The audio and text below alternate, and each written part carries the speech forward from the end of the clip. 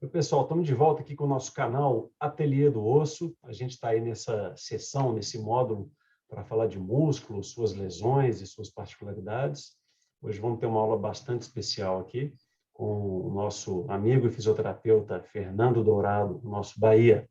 Bom, eu sou Lucas Boechat, sou médico ortopedista. Eu sou Marcelo Starling, sou médico fisiatra. Sou Fernando Dourado, fisioterapeuta. Sou Fernando. Põe na nossa telinha aí, por favor, do nosso aviso, nosso disclaimer, né?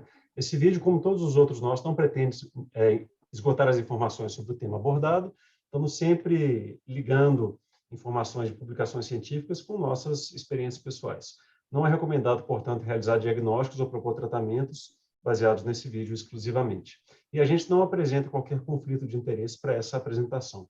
Então, hoje a bola é sua, Fernando. Manda ver aí. O que você vai falar para a gente? Bom dia, pessoal. Vou falar de intervenção fisioterapêutica, né? Vamos entrar aqui nesse mundo do tratamento também. Importante lembrar, tá? O pessoal que está nos acompanhando, retornar, né? Aos vídeos anteriores, né? Onde, especificamente sobre lesões musculares, uma aula anterior foi falado dos conceitos, a fisiopatologia, né? Todo esse processo importante para entender melhor a intervenção fisioterapêutica, tá? Então, vamos lá. Eu começo com esse slide aqui, né, mostrando uma série de intervenções, né? É muito comum, tanto para o paciente, até na prática clínica mesmo, pelos colegas, né, quando se remete à lesão muscular, pensar em técnicas como ultrassom pulsado, alongamento, né, o repouso, a imobilização, tá? E nós vamos discutir essas estratégias aqui. Coloquei algumas estratégias importantes que podemos utilizar. A questão é qual utilizar, como utilizar, quando utilizar, por que utilizar, né? Então, na verdade, é uma abordagem de cunho multifatorial nesse processo, que requer muito envolvimento do cenário e do contexto também da lesão, tá? Então, aqui eu trago alguns pontos importantes das intervenções fisioterapêuticas, que é realmente a escassez de estudos sobre tratamento nas lesões musculares, tá? E isso é devido a algumas dificuldades, como os fatores heterogêneos no formato da pesquisa, as diferenças locais anatômicas cometidos, severidade da lesão, o grau da lesão, explicado na aula anterior, né, dos comprometimentos. Outro fator importante, são poucos estudos que comparam os efeitos de diferentes técnicas, tá? Então, a estratégia, ela é praticamente, logicamente, guiada pelo conhecimento científico, mas ela é prática clínica. E eu tenho que me perguntar, e são questionamentos que eu me faço o tempo todo como fisioterapeuta, né? O cenário que o indivíduo se encontra, ele pode ser um atleta de alto rendimento. Então, a discussão nesse contexto pode modificar. Se eu estou no cenário, por exemplo, de clínica particular, eu tenho mais tempo de avaliação, né? Eu tenho mais tempo de criar uma estratégia mais específica, né? Outro fator que influencia é time, né? Eu digo time quando eu falo contexto multiprofissional, multidisciplinar e discussão, que é um fator super importante. O momento da lesão é extremamente importante no contexto de intervenção. Vou dar um exemplo aqui. O paciente ele pode chegar para mim após 20 dias, né? Então, eu preciso fazer uma avaliação específica, né? Um exame físico, que não necessariamente eu vou começar com técnicas passivas. Tem esse conceito, né? Eu vou começar na 1, 2 e 3, né? Aí eu começo com técnicas passivas e vou evoluindo gradativamente. Não necessariamente passar em uma situação funcional melhor, menor repercussão funcional, onde eu consigo ser um pouco mais dinâmico, onde eu consigo até mesmo, né, alguns estudos trazendo, inserir de forma inicial ações excêntricas. Logicamente, né, eu posso fazer com resistência manual essa informação neuromuscular. Né? No mesmo ponto, eu posso ter uma lesão inicial, onde tem uma lesão estrutural com repercussão funcional maior, um gap maior ali, e realmente eu tenho que usar medidas mais restritivas, mas sempre pensando no contexto de mobilizações precoces, tá? Vou adiantando aqui para vocês. Fernando, então, oi. Se me permite, cara, eu acho que isso que você falou é muito interessante. Eu queria talvez tentar colocar em outras palavras também, né? A gente sempre vai ter um conflito, a gente fala isso aqui no canal, entre o nível de evidência científica que a gente tem empírico, né, in loco, no tratamento de pacientes. Então, a gente precisa de grandes estudos, duplo cego, randomizado, para ter uma evidência forte, né? No entanto, a maioria do tempo a gente está lidando com lesões que são muito específicas, cenários que são muito específicos, como você falou. Um paciente chega no primeiro dia de lesão, chega com 20 dias. Uma lesão foi ampla, outra foi pequena, um foi no meio do músculo, outro foi lá na pontinha, lá na junção miotendínea. Então, a gente é obrigado, e eu acho até legal que seja assim, né? A gente tem que conhecer muito de ciência básica e a gente é obrigado a usar a nossa experiência pessoal também, né? Isso faz muita, Sim, mas muita perfeito. diferença. Isso não quer dizer má qualidade, pessoal. Em geral, assim, se não está nos trabalhos, então não serve para nada. Não é bem assim, né? A gente tem que tentar associar tudo que a gente tem, todos os tipos de conhecimento, né? Seja da ciência empírica, da ciência básica ou da experiência pessoal. Obviamente, Lucas. Continuando sobre lesões musculares, eu vou especificar duas aqui, né, a aula daqui a pouco entre rupturas musculares, né, que explicou muito bem esse conceito aqui, que às vezes não remete só a estirar, né, só a ruptura. Vou trazer aqui uma desordem e que já traz um tema futuro, tá? Por isso que eu coloquei aqui, associado ao recovery, é algo que podemos discutir futuramente como um tema.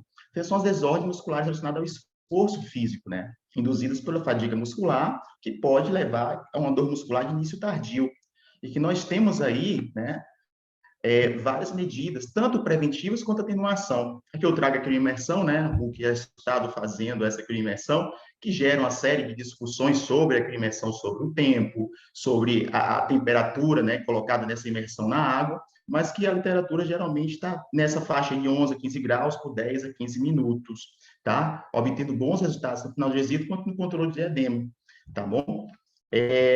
Mas nós temos outras formas também de atuação, como o próprio laser, nós vimos na aula de laser, né, que tem um fator que atenua as eficiências relacionadas à fadiga muscular, o próprio recovery aqui, né, a botinha compressiva, que também participa desse processo preventivo também do tratamento, dentro das técnicas específicas, e o mais importante que podemos discutir, né, e teve uma aula do Marcelo que ele falou muito bem, isso é o processo de adaptação, né, muscular, né? Então, existe sim esse processo da atividade, né, que existe uma medida protetora de ganhos. O que nós temos que fazer? Um controle de carga, que é extremamente importante, né?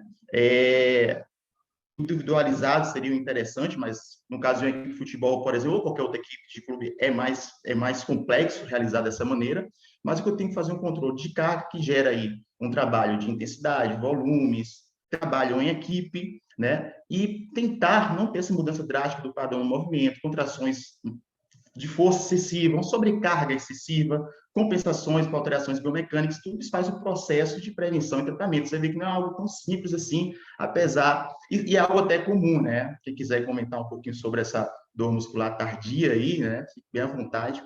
Mas é um assunto que eu trouxe rapidamente, algumas abordagens rápidas para futuramente entrarmos em um assunto aí bem interessante para a gente, que envolve recurso, que envolve um trabalho de controle de carga, que envolve um complexo maior nessas medidas aí preventivas, ou até mesmo, eu prefiro dizer assim, de minimizar os danos, né? Outra lesão muscular que eu trago aqui, também comentado na aula anterior, desordem muscular de origem neuromuscular. Isso, tanto para o aumento do tônus muscular, para uma desordem de coluna, por exemplo. Então, por isso a importância da avaliação biomecânica, né, específica, né, detalhada, principalmente a nível de pélvico, que pode estar levando a uma alteração desse tônus muscular, e também a alteração do tônus muscular devido à alteração do controle motor.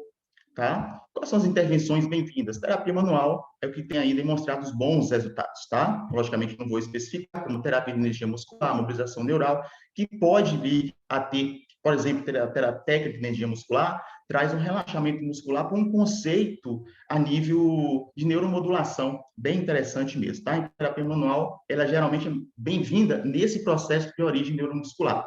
Quando a gente fala de liberação miofascial, reestruturação miofascial, tal, entra ali mais no contexto da dor muscular tardia, seria mais interessante. Fernando, é muito importante, assim, melhora demais os resultados o cara ter um cavanhaque desse aí, ó, igual o cara da foto, viu? Isso aí influencia demais, viu? A roupinha azul ele tem já atendendo. O Fernando atende de jaleco azul. Azul, né? Que me fala que eu pareço um cara que faz sushi, né? Que trabalha fazendo sushi aí. Nossa, você parece o cara da Matrix, e aqui, Neo da Matrix. obrigado. Falta o branco dos olhos, né? Vamos lá. Em relação à ruptura musculares, tá? Eu trago aqui um contexto que já começamos discutindo um pouco sobre isso, né? Que a tomada de decisão é baseada em aspectos multifatoriais, né? E vai desde características clínicas, características específicas dessa lesão, do contexto que se encontra o paciente, né? Momento de intervenção, a gravidade dessa lesão, os recursos para intervenção também influenciam, individualidade biológica também, foi colocado aí pelo Lucas muito bem. Então, todo esse contexto tem que ser levado em consideração, porque não posso chegar simplesmente, tá, e fazer isso aqui que ok, a critério metodológico eu dividi, mas isso aqui não é necessariamente dessa maneira. Não significa que na fase sempre crônica final, como coloquei só o critério metodológico, que eu vou fazer exercícios excêntricos. Eu posso ser um pouco mais dinâmico nessa fase inicial, mas só critério metodológico mesmo, separei aqui por fase, tá?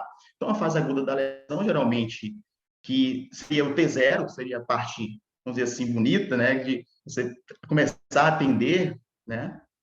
Interessante, talvez, ou não, depende, né? Se você é um profissional que trabalha à beira de campo, à beira de quadra, e vê um movimento abrupto, aberrante, opa, que possa ser uma lesão mais grave, né? E aí você consegue, talvez, ter aquele momento inicial da lesão, né? E definir estratégias até melhores, tá? Mas na fase aguda, crioterapia, tá? Até 48, 72 horas é bem-vinda nesse contenção de edema, no controle do quadro lógico, nesse controle do processo inflamatório. Aí vem um fator super importante, mobilização versus mobilização precoce, né? Eu opto pela mobilização precoce, tá? Não é que seja ousado, pelo contrário, é mais complexo. Por que acontece? Qualquer movimento, né, mobilização, seja passiva, até ativa assistida, até mesmo ativa, que eu faço um pouco excessivo, tá? Isso pode gerar, sim, um afastamento de corpo, pode gerar um comprometimento, tá? Então, tem que tomar grande cuidado, apesar da mobilização precoce ter mais benefícios relacionados a propriedades mecânicas, isso é um cuidado muito grande. Então, eu analiso o tempo todo a clínica, como o paciente responde a isso, né? A dor, se tem sintomas, se tem desconforto. Então, eu trabalho angulação, carga. Eu não fico preso àquele conceito, opa, 1 quilo, 2 quilos, não. Eu fico preso à funcionalidade e à repercussão que ele vai ter durante esse exercício, e a partir daí eu defino melhor a estratégia. Avaliação continuada.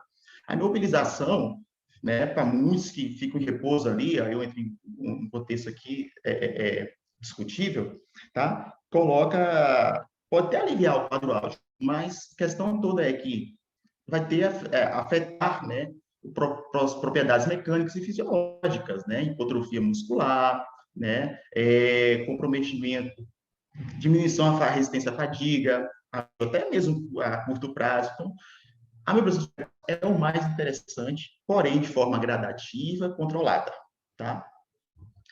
Essa fase crônica inicial tem técnicas, né, que eu estou utilizando aqui que eu posso utilizar sim nessa fase aguda. Por exemplo, a própria laser terapia que nós discutimos muito, né, nessa fase de reparação, nesse contexto aí onde a estimulação pela luz gera benefícios importantes. Uma pergunta muito comum é: por que eu retorno, né, a minha prática esportiva? Ou quando é que eu retorno a fazer as minhas atividades físicas, né?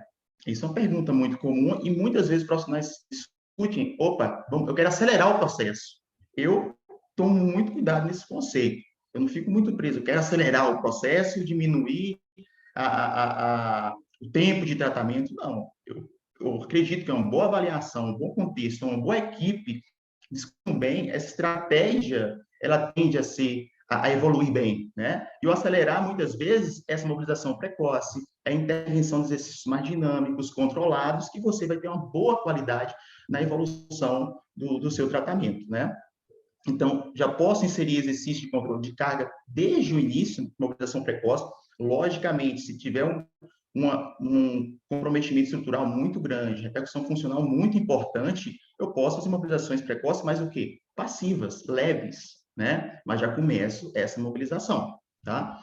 Eu posso inserir exercícios isométricos, eletroestimulação, né? Eletroestimulação muscular, que é extremamente importante, que é um tema futuramente também para estarmos aqui discutindo, que gera ganho de força e o melhor retarda e ameniza a hipotrofia muscular nesse período que o paciente está em fase de tratamento, e eu posso potencializar associado aos exercícios exercício de redirecionamento de fibras. Não necessariamente eu preciso colocar o paciente em uma cadeira extensora ou no leg press, tá? Eu posso colocar ele simplesmente sentado numa maca, redirecionar o movimento e gerar uma leve tensão, ou com resistência manual, resistência elástica, e uma angulação protetora para esse paciente, já para ele que possa gerar tensão muscular, sem gerar um aumento desse gap, né?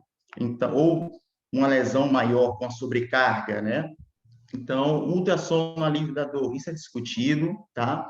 Eu coloco aqui interrogação, porque apesar da literatura não corroborar tanto para o uso, eu sempre levo em consideração a utilização do ultrassom, porque parece que as micromassagens sim causam alívio da dor, pode vir ter alívio da dor, então merece mais estudo, merece mais atenção, principalmente quando voltada para a fonoforese, aí pode potencializar a melhora, né, com a introdução de medicamentos, né? Recentemente, o Lucas, ele entregou uma pomadinha, Lucas, você me lembra o nome, por favor? Para hematoma, por favor. Não, aqui a gente não faz propaganda de marca, não. Pode seguir. Não Não pode é fazer marca, não. propaganda, Bahia. Não, é só o medicamento, não pode falar o nome do medicamento, não, né?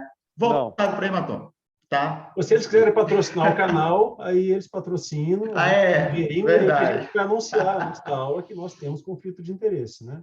Mas a gente não tem propaganda.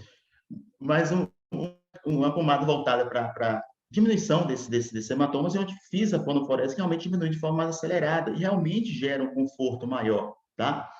E uma fase crônica final, onde o tempo todo fazendo avaliação continuada, então, exercícios concêntricos, excêntricos, e pode sim, quanto mais cedo introduzido, melhor, tá? Nós vimos o comprometimento excêntrico, né?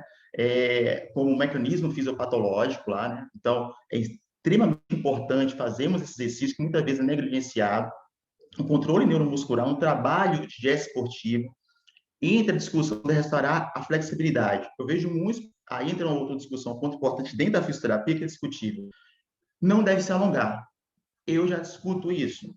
Na fase inicial, onde gera um maior treinamento, né, um maior desconforto, ok, mas eu preciso ganhar flexibilidade, que é um componente importante na biomecânica ou no gesto esportivo que esse paciente vai realizar. Então, eu posso sim realizar, posso ter um ganho de flexibilidade, consequentemente, um ganho importante na resposta também do paciente ao retorno à sua prática de atividade física ou esportiva. O gesto esportivo e, para mim, o mais importante, que foi citado também na aula anterior, que é esse retorno gradativo, né? O paciente ser exposto àquilo que realmente ele vai sentir. Então, por mais que tenhamos todos esses critérios, até mesmo testes funcionais, que são importantes como critérios de alta, mas a exposição gradativa, a prática esportiva, o reconhecimento, a readaptação neuromuscular nesse processo, para mim é mais importante, tá?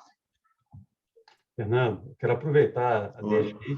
O Fernando, para quem não conhece bem, ele trata muito atleta de UFC, né, de MMA, né, e de UFC, que é o topo do MMA, né?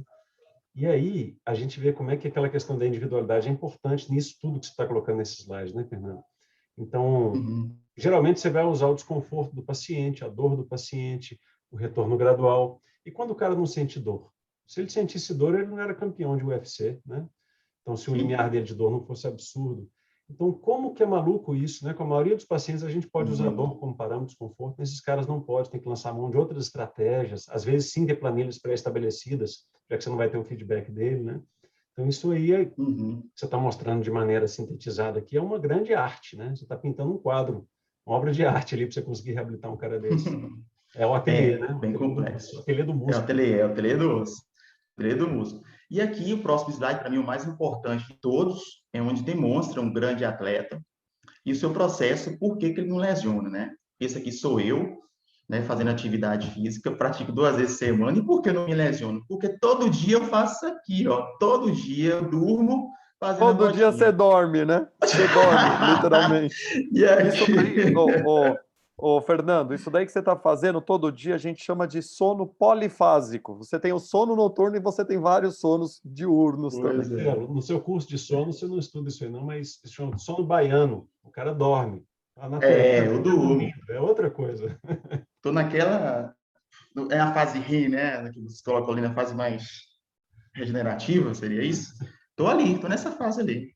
Bom, Então é Fernando. isso, pessoal. Eu tentei esse meu objetivo, realmente são muitas discussões, muitas estratégias sendo realizadas, mas fiz questão de trazer essa complexidade que não é tão simples assim o manejo desse tratamento, que requer muito a sua prática clínica, um contexto de entender qual o momento característica clínica o paciente se encontra e você fazer um trabalho em equipe, uma discussão, o paciente participando desse processo. Isso. E não é o objetivo aqui esgotar os assuntos, né, como a gente fala no início. Porque a gente pode perceber que nesse seu penúltimo slide, antes de você estar dormindo ali, cada item daquele ali, gente, vale uma aula, né? É tanta coisa interessante, coisa diferente que você pode fazer em cima de cada possibilidade terapêutica, que tem que ser resumido isso aqui. É legal mostrar um slide daquele cheio de assunto para dar uma assustada, assim, não é assustar, mas entender que é muita coisa que pode acontecer ali dentro, né? Então, parabéns, Fernando, achei muito legal. E aí aproveito também para convocar aí quem assiste o Ateliê do Osso, quer que Fernando fala mais de um tema, do recovery ali, da crioterapia? Pô, manda para a gente, manda pergunta, manda sugestão, porque a gente precisa do feedback de vocês para saber como é que a coisa está indo e para onde vocês querem que ela vá. Muito bem. Fernando, a pergunta, com certeza vai vir pergunta sobre o sono baiano. Então você fica preparado, porque esse tema foi bem interessante. Esse sono é bom, viu? Se tivesse uma rede, ali seria melhor, né? Aí eu trabalho, ou essa seria bem melhor. Mas ali eu coloquei, ali a gente brinca, mas faz parte do processo, né? A gente for discutir toda essa recuperação do paciente, vai desde o recovery, desde o controle, desde o sono, como o Marcelo colocou muito bem aí, vai desde os fatores nutricionais, né? Então, tudo isso vai influenciar no processo aí, eu diria, para amenizar as lesões, né? E agora, mais uma vez, fazendo uma propagandinha do nosso canal aqui, gente, nós três somos professores da aula de pós-graduação, em graduações, quando somos convidados, e a gente acaba fazendo o marketing desse nosso canal aqui para que as pessoas entrem e assistem, e recebendo feedback muito legal dessas pessoas, mas eu queria pedir para vocês para tentar ajudar a fazer isso crescer. Então, falam com seus colegas de trabalho, de plantão, de pós-graduação, de graduação, porque tem muito conhecimento legal aqui, conhecimento deve ser difundido, né? Só assim que a gente consegue ter uma vida eterna, né? Se a gente conseguir viver também nos outros com o que a gente está tentando mostrar, tá? Então, obrigado, pessoal. Dá um like aí, né? Inscrevam-se, ajuda a gente a disseminar isso aqui. Marcelo, quer fazer os comentários para a gente devolver para o Bahia fazer o fechamento? Não, eu gostei muito da apresentação. Eu gostei da ordem que o Fernando falou, dessa fase inicial, intermediária e principalmente fase já crônica da reabilitação, quando você já vai devolver teoricamente, quando é atleta para o campo, para o alto nível, e principalmente, né, para a grande maioria, que são os amadores também, porque isso vale não só para o atleta profissional, mas sim para o amador. Às vezes ele quer retornar mais rápido do que ele deveria para uma corrida, para um remo, independente do esporte. Mas E é para o importante trabalhador. seguir essa ordem. Para o trabalhador. Concordo plenamente. Uma coisa que eu tenho reparado, para não alongar muito o vídeo até também, pessoal, nós estamos um ponto importante, cada vez mais o atleta que não é profissional, né, atleta amador, mas ele está se cobrando muito. Ele quer estar naquela prova, ele quer voltar mais rápido, e isso é um fator que tem que ser também, né, trabalhado nesse processo aí, né, que pode ser um fator de recidivo, caso, né, não seja bem elaborado esse planejamento. Exato. Eu acho que não cabe a nós, de maneira hierarquicamente superior. Eu tenho conhecimento, você não é um atleta, você vai ser tratado como uma pessoa, atleta de fim de semana, né? Um esportista leve. Não, o paciente decide, ele sabe como é que ele quer levar a vida dele, né? Então, quer ser tratado como um atleta, tem objetivos, assim, apesar de ser um médico, um engenheiro, um padeiro, não sei, o paciente que sabe o que é melhor para a vida dele. A gente vai ajudar com o nosso conhecimento, né? Mostrando o lado bom e o lado ruim de cada decisão, mas a gente não pode tomar essas decisões sozinhos. Beleza? Fechamos assim, então? Marcelo está com... Fechamos assim. Beleza, gente. Muito obrigado pela apresentação e até semana que vem. Até lá. Um abraço. Valeu, pessoal. Um abraço.